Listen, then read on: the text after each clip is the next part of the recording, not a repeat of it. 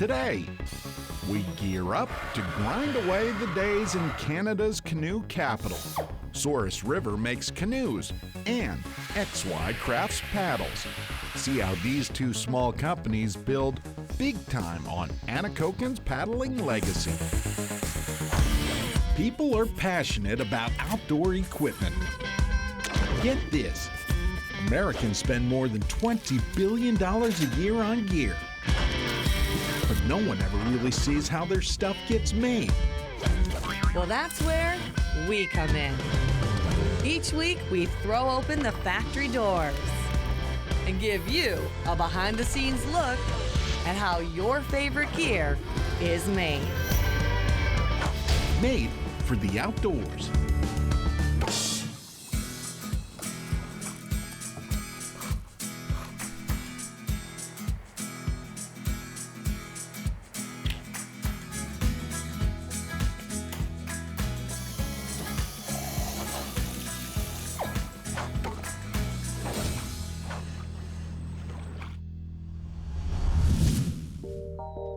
Winter's grip never lets go easily in Atikoken.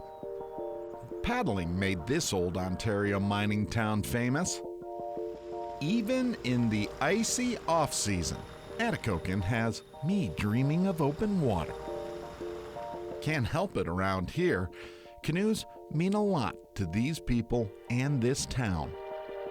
Exactly why Souris River Canoes long ago set up shop here.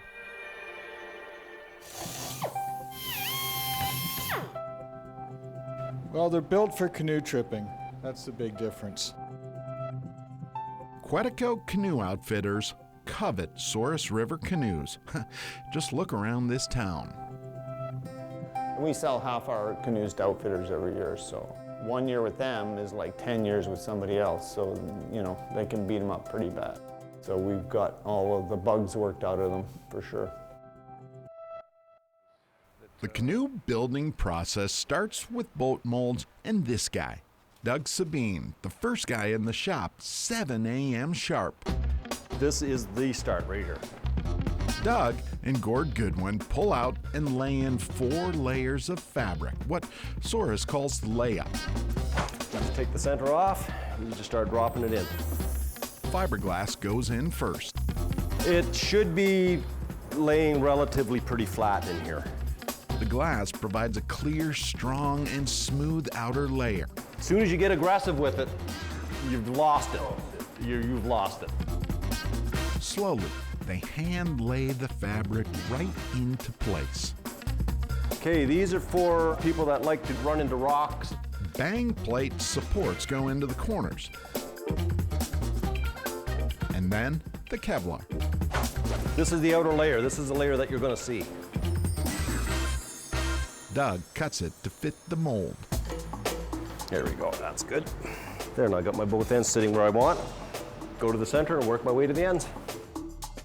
It's the kind of thing that can humble you real fast, you know? Then Doug trims the top edge. 10 minutes with clippers. There, now. Done deal, done deal. Now, the team gears up for the dirty work. It's better than getting resin on you. Doug mixes up the binding agent that goes into every crevice, every corner of the mold. Even company founder Keith Robinson works the resin. Yep. He's done a lot of these canoes. Over 5,000. Actually, I've lost count. Keith started building Souris River canoes back in 1992 in Souris, Manitoba. Once you get into it, it's sort of like, okay, what do I do now? It's sort of like, okay, there's no turning back. He and wife Arlene moved here to Atikoken and opened up for business. Keith oversees production. Arlene manages the front office, along with a little extra help. We have a really good lifestyle because we do a job that's interesting and sustainable and challenging. Okay, these are going into the ends, the very ends. Doug adds extra supports right where the canoes take a beating. So that's going to go in there just like that. The resin takes about an hour to set up. It's just setting up enough, so now he cuts. All he's doing is cutting the edges.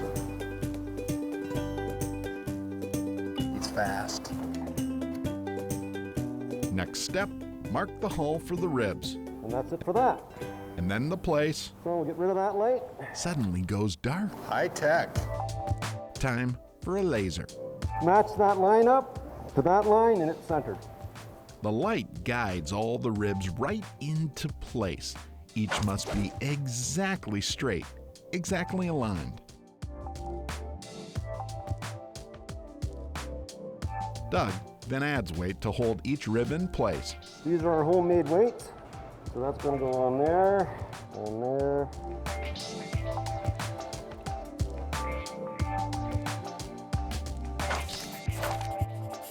An hour from now, they'll be rock solid. The team digs in while the resin dries off.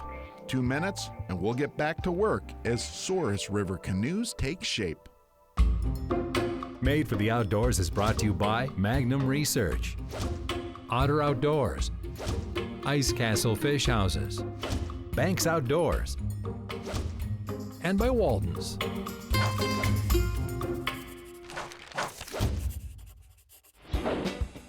It might be cold outside, but inside Souris River canoes, work heats up. With the hull laid and the ribs now complete, the boat enters the second production stage. Doug Sabine cocks in flotation, and the team throws on yet another outfit. Not the first time at the rodeo, I'll tell you. They add more resin to small sheets of Kevlar. Doug and Gord Goodwin seal both the ribs and the flotation chambers. The more you get them centered, the nicer they look when they're done. Yes, absolutely, yeah.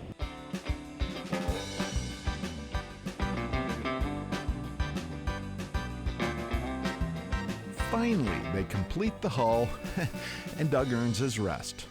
Too bad he can't take it. Yet. Each boat spends one night in the cooker. The oven basically cooks it for about almost 14 hours. And that gives you, better qualities in your boat, like makes it a little tougher. Okay, fast forward to the next morning, 7 a.m. sharp. Yep, who's the first guy in? You know the old saying, find a job you like and you'll never work a day in your life? Testament. Doug gets right to work. Oh yeah, it's still warm. We put a release agent on the mold so it doesn't stick to it. If we didn't do that, we'd never get it out. And you've got a boat. We've got a boat, and a mighty fine one at that. Warren Paulson now steps in to steal the shell and the hull. Warren completes each canoe. All the finishing work. I get these in the morning as a shell. The metal gunnels go on first. Then he drills into them to mount the thwarts, otherwise known as braces. We use bolts in the thwarts because some people like to take them out for solo canoeing. Now I'm going to do the same thing on the other sides of the canoes, and then we'll put seat brackets in.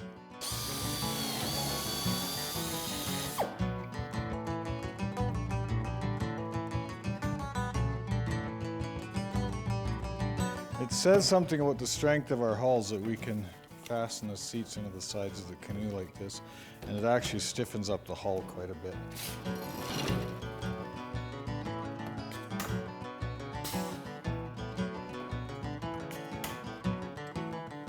Warren then picks a pre-weaved seat and cuts it to size for the canoe.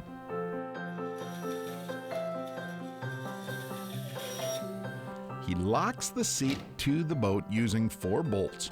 It's not so much the act of building as it is an art.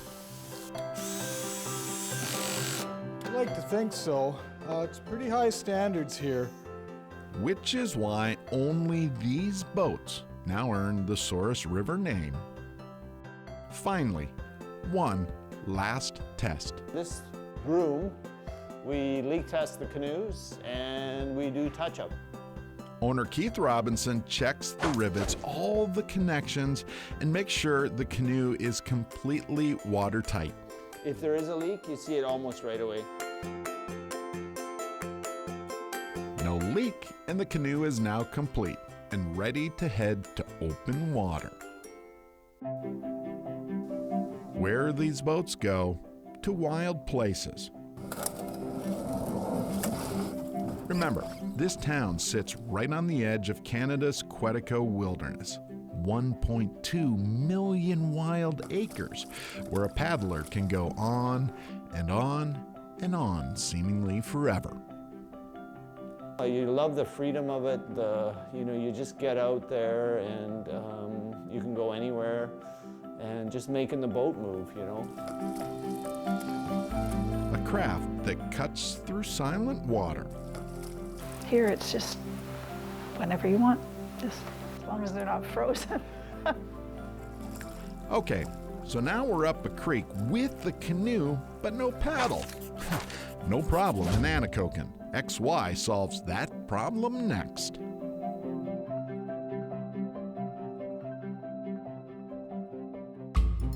Made for the Outdoors is brought to you by Topper Easy Lift, Aquarius Home Services, Mulching Mania, Minnesota Trailer Manufacturing, and by Central Boiler.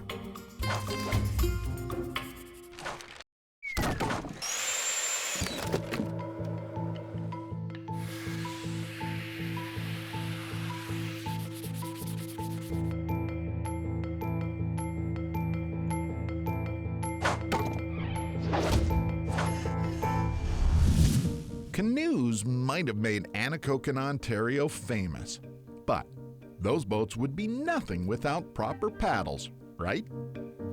Exactly why Spencer Meany fires up the stove on cold winter mornings.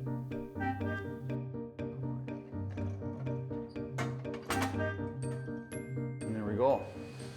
Spencer carries on an Atikoken tradition every time he turns on the table saw. It's great to live in this community and carry this on. Spencer runs XY, a business of hand-built canoe paddles.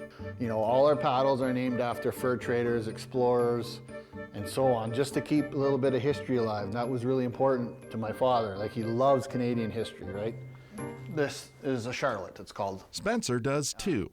Exactly why so much work goes into each paddle. Spencer starts by picking wood. That's normally all I do. He cuts each piece into strips, then picks another longer piece. So what I'm doing here is getting this shaft ready for a blade. He traces a pattern where the paddle blade will attach. Then, using the biggest bandsaw around, he cuts.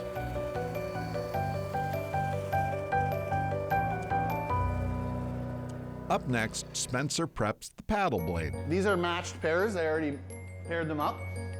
And then glues the set to the paddle shaft. This paddle will go to the Boy Scouts, and that group wants a simple pattern. You see how the grains come together? So it gives it eye appeal and also strength. The thing about hand-making paddles is throughout the whole process, all these are being tested and flexed and shaped by my hand and eye, right? Whereas machine paddle, the wood's just getting put together in bulk. This step goes quickly. He also clamps on two smaller pieces that will help shape a one-of-a-kind paddle. This is going to be the back piece of the handle that gives me the angle that goes away from you when you grip the shaft so that you have no wrist fatigue. A design unique to XY. Again, it was my father's, design. The key here, Spencer's dad. While glue dries, let's break away for a second. And this is the history of the Voyager contract. That's Spencer's dad right over there. The canoe to Canada is what the covered wagon was to the United States. It's as simple as that. A master paddler who grew up in this part of Ontario. Don even paddled across Canada in 1967 to celebrate his country's centennial. In the hands of a right person, This paddle will take you anywhere you want to go on this continent. And it's the truth. Back then, paddling buddy Greg Cowan and Don had an idea. Both of us agreed, geez, there got to be an easier stick than these straight ones. You know? So they started making their own paddles. Originally, Greg and I said we'll call it North Country Paddles. But then we talked a little bit, we discussed, and this is not that historic, but XY is historical. You know? Did you find it, Greg? XY, the name of an 18th century fur trade company that worked this area. The name, Don's way to pay his respects to Ontario paddling history. You got to be proud of your roots, where you come from. He's emotional, he's spiritual, he's mystical, he's sentimental, and I think all that comes out in his work. 45 years worth of work building this company and these paddles. It's deep. Obviously, I'm very proud of my dad and what he's accomplished. So much so, Spencer gave up his career as a professional hockey player to come home to Atikoken. Just thought somebody better learn dad's craft before it's all said and done. And the design of his dad, now refined by son. But he's always improving. I got an idea. Try it.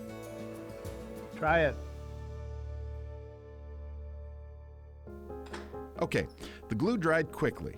Spencer pulls the clamps. He trims the handle and preps for another layer of wood.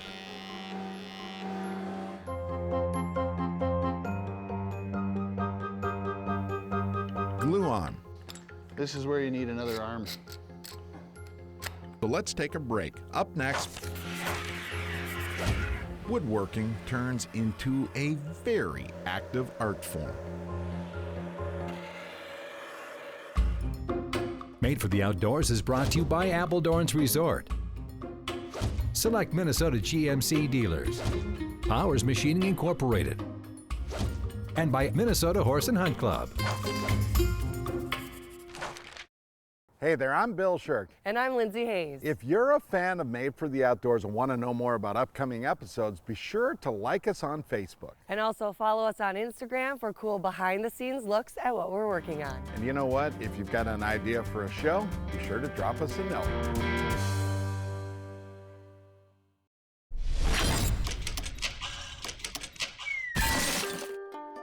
Even with Atikoken's river still thoroughly iced up, Spencer Meany grinds away his time prepping for paddling season. First, Spencer trims down the blade. Then his craft of woodworking becomes an act of art. Just watch.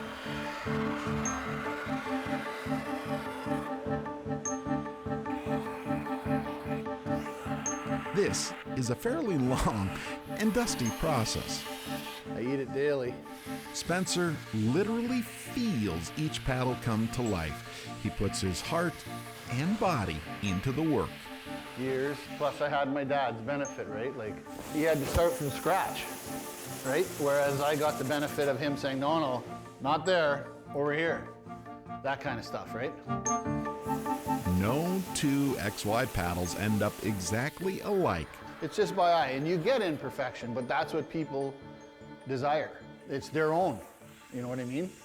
And hopefully they like what I make. That's the point, right? Oh, they do. His paddles go to customers all over Canada and the United States.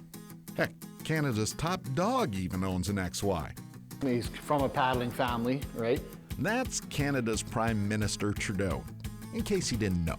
He said he was going to use it, so I hope he does. With the paddle now properly shaped, Spencer finishes with a bit of grit. So all this does is taking off the rough edge from the belt. Only after does each piece earn the right to bear the XY name. Now, Spencer steps into the last room for one last step. This is a fun one to watch. This is just a paint thinner to take the dust out of the tank. That tank, definitely old school.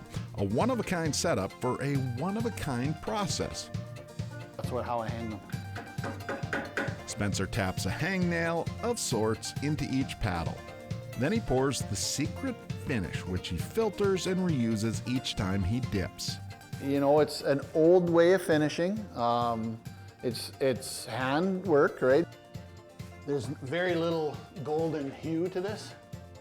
Like, I try to keep it natural colored. I don't stain any of the woods. All the woods are their own color, right? But I let them hang drip for about another half an hour. This final process takes a couple of days to dry and re-dip. Once done, these paddles go to the display shelf. Just one more piece of this tiny town's big paddling legacy. Well, I think it started as a tool by necessity, and then it, you know, morphed into art. But it's functional art. It's 100% usable. It's not thrown on the wall. I've ruined I don't know how many pair of jeans. These shoes here is almost ready to go. Almost. I figure about another 2 years or so they'll be ready.